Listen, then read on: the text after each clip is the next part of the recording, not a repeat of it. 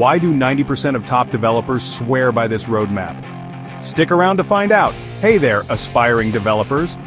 If you're dreaming of building eye-catching websites and interactive web apps, you're in the right place. In this video, we'll break down everything you need to know to become a front-end pro in 2025. First up, we'll start with the basics: HTML5 and CSS3. These are your bread and butter for creating the structure and style of your web pages. Then we'll dive into JavaScript fundamentals. Learn how to bring your sites to life with dynamic content and cool effects. Next, we'll explore DOM manipulation. Think of it as your magic wand for transforming web pages on the fly. But wait, there's more. We'll jump into modern front-end frameworks like React.js, master components, props, state, hooks, and routing to create real-world scalable projects. Whether you're just starting out or leveling up your skills, this roadmap has got you covered. Ready to code your future? Let's get started. So here we go. This is the concept that we are going to learn. First one is the basics of CSS3. Then we have the ways to apply CSS, how we can apply CSS to our HTML5, HTML index.html page. Then we have the CSS selectors, box model, colors, units and typography, positioning and layout, responsive design, and advanced features. What are the advanced features that we have in the CSS? So CSS is nothing but it is used to style and layout HTML elements. So as I told you, HTML is a skeleton, right? So what is CSS? CSS is the flesh, the color, the body that we have, right? So the eyes color or the skin tone, that is done by the CSS. So it gives a very good look to a human being. You can't expect a human being when you're seeing him through a skeleton, right? You expect him to have some face, some movement on his face, like his eyes, the way he smile or anything. So that is done by using the CSS, right? It is used to style and lay out the HTML5 elements. So what is selector? Selector is nothing but targets the HTML element. So P is nothing but the paragraph element.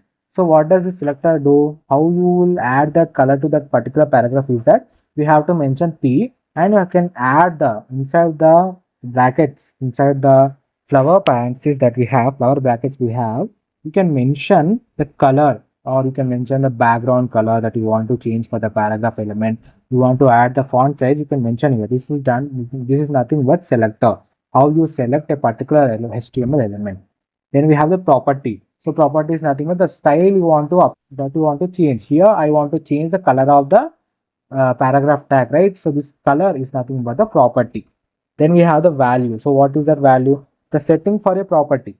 So property is what we want to change the color of the paragraph element. And what is the value that we are adding here? The value is red. Red is the value. So this red color we want to add it to the paragraph element, which is the value to the property, and property is added to the selector. You can see how they are interlinked.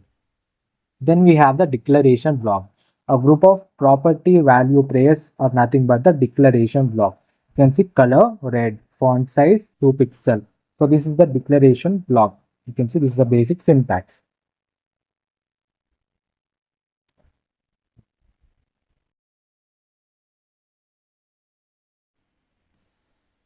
Then we can see we can apply different ways to apply CSS. How we can apply CSS to our HTML page in different ways. First one is the inline CSS. So what is this inline CSS? CSS inside an HTML tag is nothing but the inline CSS. So P is the paragraph tag, right? So for the paragraph tag, I am directly applying the style here. So I am adding style equal to, and I am changing color equal to red.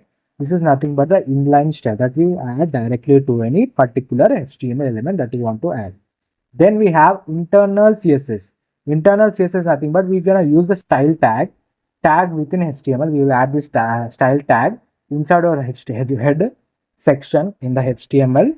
Then in that style tag we will add the colors by taking a selector. Like here I'm using the P tag, paragraph tag, I'm adding the color equal to red. So this is done. This is nothing but the internal CSS. We are adding the style tag in our head section, and we are applying the style to it, to the particular element of the HTML element. That is nothing but the internal CSS. Then we have the external CSS. When you create a separate .css file I'll link that file to the HTML file. How do you link it? Using the link tag, and you'll add relation. Here we have the style sheet. Then we have the hreferen, which is style.css. So .css file is nothing but the CSS main file. So every main CSS file should have .css as an extension. So, and you, by using this link tag, we will add the CSS file to our HTML page. That is nothing but the external CSS. These are the three ways that you can add the CSS to the HTML. One is inline CSS, internal CSS, and external CSS. Then we can go to the CSS3 selectors.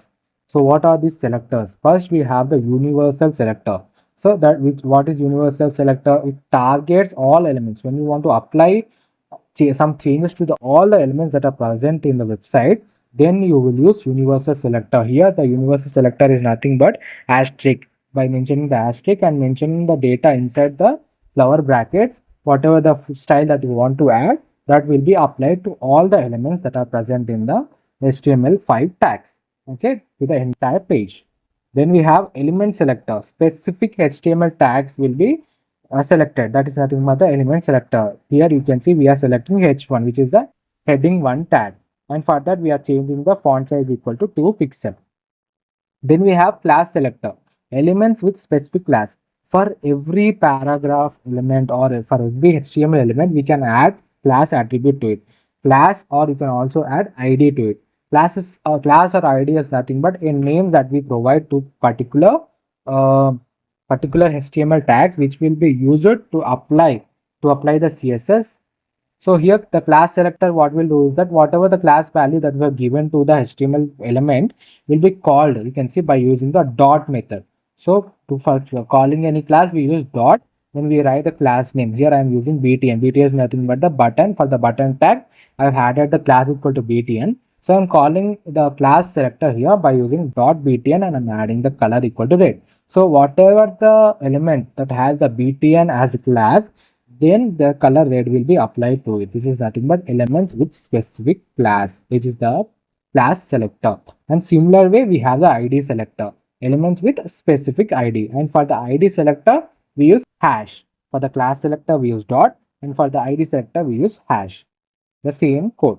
Then we can go to the group selector. When you want to select more than one elements, like multiple elements together, then use the group selector. Here, this is the syntax h1 comma p. I want to select both h1 heading 1 element as well as paragraph element. For both of them, I want to change the color equal to red. So this is the font. This is the tag. This is how we write the code. Then we have pseudo classes. Pseudo classes is nothing but element in a specific state, like hover effect. So whenever you hover onto any button, it will glow, or in any website, if you have seen, hover effect is nothing but whenever you hover onto any element, the color may change, the background may change. Mostly it is used for the buttons and for the anchor elements of the keywords and the links that we have. We use this hover effect. And so what is this? Nothing but these are the pseudo classes. So we want to add to the button that a hover effect, but whenever we hover onto the button, we want the color to change to red. That is, the button color will change to red. Then we have pseudo elements, part of an element. So we want to change only small part of elements, small data that you want to add. Then the before or after effect is nothing but the pseudo elements. Here you can see the p tag has the pseudo element of after. For that, content is nothing but the slice that we have added here. These are all the CSS selectors: universal selector, asterisk, element selector, specific HTML tag, class selector or ID selector is the name that we can give, class name or ID name that we give to any specific HTML element, and we can call them to our to apply the CSS styles. For the class element we use dot format, and for the ID elements we use the hash format. Then we have the group selector for the multiple elements that you want to add the same format. Then we have pseudo classes, that is the hover effect, and in pseudo elements, that is nothing but the after and before effect. Then we can go to the box model. Box model is one of the most important thing in the CSS3, and one of the most important thing that you need to learn. Box model is nothing but every element is a box made of content, padding, border and margin. So these four elements what makes the box model. Here you can see that content is nothing but the information that we write, right? Like my name is Ajay, my name is Abhi, or my name is Raju. So this is the content that I have written. And for that it has padding. What is padding? Padding is space inside the element. So you can consider here, you can see the box model, the information that I have written here, right? Box model is the heading that we have. So for this box model, it is inside a box that is not visible to a human eye, but this box model has padding. Padding is nothing but space inside the element. So that whenever you add the padding, the size of the words will reduce and it will increase the inside width. Then we have the border. Border is nothing but the line surrounding the padding. So whatever the externmost value is there, like you can see for this is the externmost one, this is nothing but the border of the box model element. Then we have the margin, space outside the element. So whatever the space is outside the box, right? This white space that we have, this is nothing but the margin of that particular element. So these four values, that is the content, padding, border, and margin, will specify the box model. That is nothing but every element is a box. In that metal is consisted of what? It consists of content, padding, border, and margin. And this is how the syntax is added. Padding 10 pixel, border 2 pixel solid red, margin 20 pixel. Then we can go to the next one.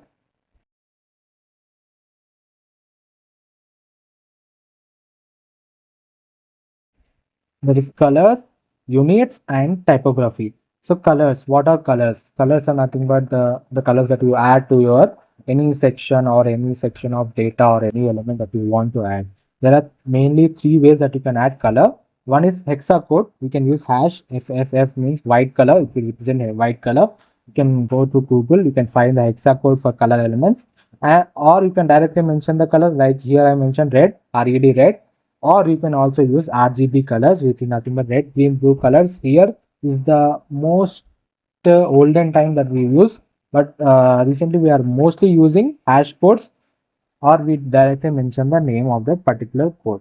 RGB is also used, which is 25500, which mentions the white color. And you can, by changing the values here, like 255, then we have 200, then we have 150, it will create one color. So that is how you can use the colors. Three ways that you can add colors, that is by using the hexacode, or by directly mentioning the name of the color, or by using RGB, red, green, blue color. Then we have the units. Units is nothing but it will define the sizes. So font sizes can be in the format of pixel, it can be in the format of percentage, it can be in the format of EM or REM, or vertical width or vertical height. These are all the ways that you can mention the sizes of the elements, can give to the HTML elements. So by adding these elements, you can mention like you want to increase the size of the particular HTML file element, right? Then you can mention like 20 pixel, or no, I want to increase the size by 10 percentage.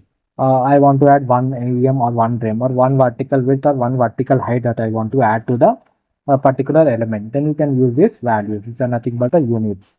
Then we have the font and typography, which is nothing but control text style. You can see here fonts and typography is nothing but the font styles that you want to add. Here I am adding font family equal to Arial. Arial is one of the font families, most widely used font family. And font size is nothing but I want to change the size of the particular element, then I can use the font size. Then line height is the gap between each and every section. You can see here color, units, and fonts and typography has a line height, which is the reason that you are getting space between each and every section. This is nothing but the line height, which is 1.5 here that I have taken. So these are the main things, that is colors, units, and typography. The colors can be added in three ways. One is using the hexacode, or by adding the name directly of the color, or by using RGB. And for the units which define the sizes of the elements, we have pixel, percentage, EM, REM, vertical width or vertical height. Then we have font and typography, which is nothing but the font family, font size, and line height, which will specify the text style that we want to add. Then we can go to next one, that is positioning and layout. So this position is nothing but how you want to position your elements, like you want to position the image that you have added to your website, or you want to position the any box that you have created, any blog post that you have created that you want to position, then you can use the static, relative, absolute, fixed, or sticky. These are the position elements that you have here. Static means it will be fixed at the top. Okay, it will not move, it will be fixed at a particular position. Relative means that it will take the parent element, based on that it will place near it, which is nothing but the relative. Absolute means that so it will move upon to the parent element. It will be act as a child element and it will move upon to the parent element, and it is used to align. You can see here I have a rectangular bar here which is added by using the absolute method. Okay, you can understand it, right? Because I am hovering over onto the parent element. You can see this is the blue purple one. I am hovering onto it and I am placing this rectangular tag, right? So this is nothing but by using the absolute. Absolute is nothing but you will hover onto the parent element and you can place it at any position that you want. Fixed means it will stick to a particular position. Sticky means it will be placed on the top, but if you move to one section, another section, the navbar will be visible to you. That is nothing but a sticky. Then which controls how elements are placed on the page. Okay. Next we have the display. How element behaves in layout. Display is nothing but so display flex. Okay. Flex means what means that if you have like 6 elements are there. Okay, 6 cards that you created, and they are going outside of the web page because they are occupying more space and only 3 cards are available. 3 cards are only visible and the remaining 3 are not visible. They are moving outside, which is not visible to us. Then we can add the display method. So it will create a layout. If you use display flex, then 3 items will come up, and below 3 items will the remaining 3 items will be displayed. So every item will be displayed in the website. Okay. Then we have the flexbox. Flexbox is another powerful layout system to align items easily. So for the display method, we have flexbox as well as grid. These two are the display methods, one of the most important, most powerful display methods that we have here, layout systems that we have, which is flexbox as well as grid. Grid is nothing but the 2D layout system with rows and columns. So it will create a rows as well as columns, and based on that format of we will create a grid. So this grid is used for display function. Okay, so these two are very important, flexbox and grid. And position is also very important whenever you want to hover on elements. You can see here how neatly the rectangle tag is added to the position and layout tag. Here you can see it very perfectly aligned. So this is how this is done by using the position element, right? So position is very important. Is one of the most important topics in the CSS, which is position, display function, and flexbox as well as grid. Okay.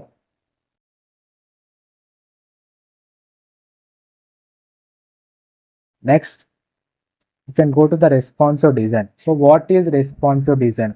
Responsive design is nothing but whenever you want to make your website available in more than one device or more than one type of device. Like you can say I have a laptop and I have created a website which is only available.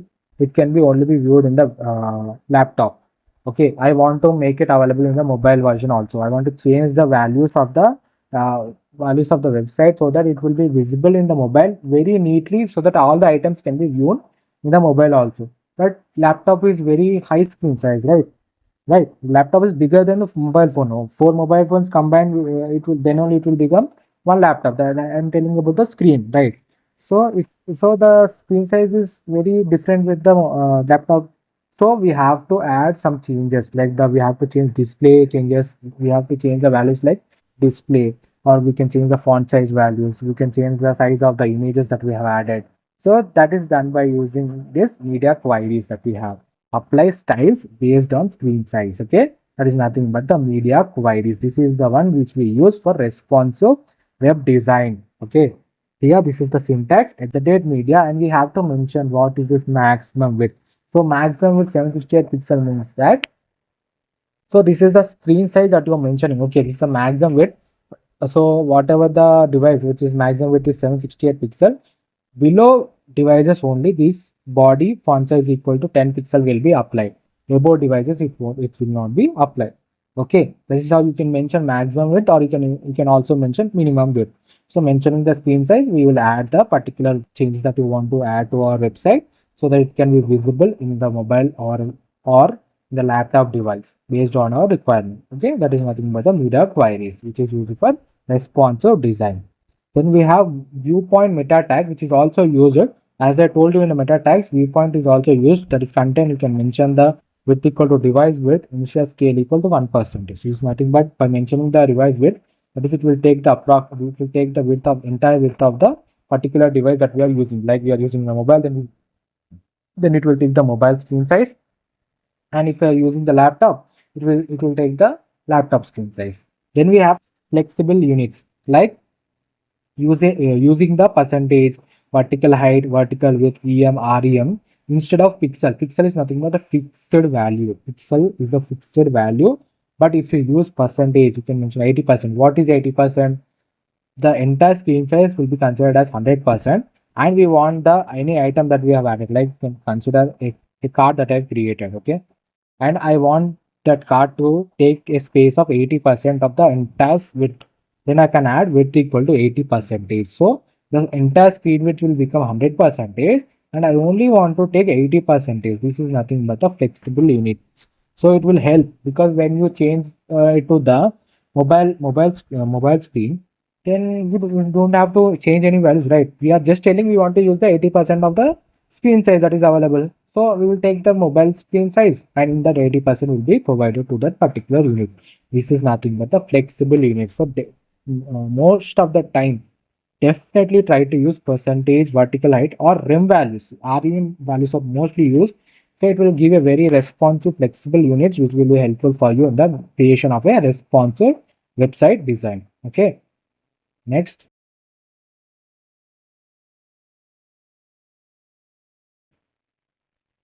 You can go to the advanced features of CSS3. We have transitions, smooth animations between two states. We can add. This is all 0.3 is nothing but all is nothing but the entire card that we have created. For that, we want to add transition. 0.3 seconds is the time that you want to add the transition effect to it. Ease is nothing but how you want to add, like ease in, out. These are the transition values that we can add. How smoothly the transition should take place. Okay, that is done by using ease in and out. So there are three ways. Okay, then we have transformations. Like what is transformation? Like we want to rotate, we want to scale the image. That means you want to enlarge the image when you hover onto it, or you want to degrade the image, or you want to move the elements towards right side, left side, you want to move towards up and below. Then we use the transformations. For that, we have the code equal to transform rotate 45 degrees. So this will only apply whenever you hover onto that particular element. Okay, so whenever you hover onto any element, for that the transform rotate equal to 45 degrees is mentioned. Then automatically whenever you hover onto the element will rotate 45 degrees. Okay, next we have keyframes. Keyframes are nothing but to create custom animation. Okay, to create any custom animation we use keyframes. You can see I am creating a keyframe that is to slide. Okay, I want to slide my any card that I want to slide from left side. Okay, first I am giving from, in the from I am giving left equal to 0. So my image will be outside of the device. Okay, outside of the device screen, because I have mentioned left equal to 0. So it will move outside of my home screen device. Okay, so then I am in the to method I am using left equal to 100 pixel. Okay, that means I want to have a sliding effect which will be created. First we get is 0% and it go to 100 pixel in just seconds of time, right? So to create a sliding effect of information that you added to this keyframe, okay, you just have to mention keyframe in the transform or transition. You can add the slide, okay, the slide tag which will be added here. This is the name of the keyframe which will be added in the transition. Then it will add this from and to this custom animation will be applied to it. Then we have flexbox and grid, which will add complex layouts. This is the very important topic in the CSS3. Flexbox and grid, one of the most important topics, because it will be also helpful in responsive web design. Okay, it will, you don't have to again write and again. You just have to mention small changes to improve your give a very professional look to your website. Then we have custom properties. Here custom properties are nothing but reusable variables. Okay, by using the root element, we can mention the colors or the font sizes that we want to use in the website, that you want to repeat again and again, but you don't want to write them again and again. You have to write, okay, color, blue color. Okay, next I have to write hash f both oh for the main color. So I don't have to write all of them. I can simply create a root element. Inside that root, I will create a name. Here you can see I created main color, and I'm giving that main color a value that is nothing but blue. You can give a hexacode value, you can give an RGB value here also. And how do you call this value into any element that you have? You just have to, for that particular element, if you want to change the color, you can add by using the var, and you can just give the name that you have given to that main property. Here it is main color. So the blue color will be directly added to that particular element, and you don't have to write again and again and again for each and every element. It will be very useful because if you want to change the color, you don't like the color of the format. You don't have to go through each and every section. Okay, where I've written all this color, blue color, I have to change them all to another color. You don't have to do it. You just have to change the main color in the root element from blue to orange, and automatically all these values will be changed. That is the major reason it is considered as advanced feature in CSS3, which is custom properties, reusable variables. Okay.